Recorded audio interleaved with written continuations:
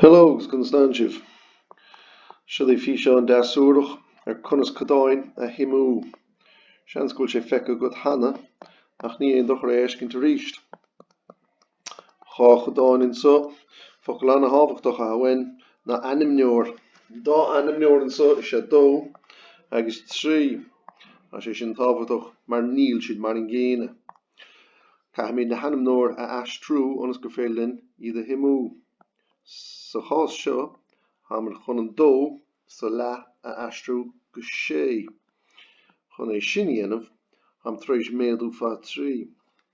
Ach a Codáin a gá ceann bun agus bór agus pe rud a dhéanam bun ca mé dhéanamh bór. So nuair a bhéadí san dó fa trí fuair sa sé agus níos ca mé an héin a bhéadú fa trí níos dearr mé trí.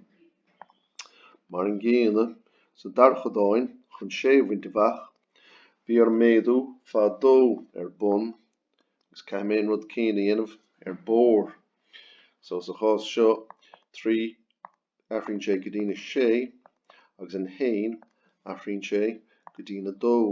Inis há siad mar an géine há sé mar hainmneoir sa dá Codáin, trí séan agus dhá séan sin cúig séan agus sin íon freagre.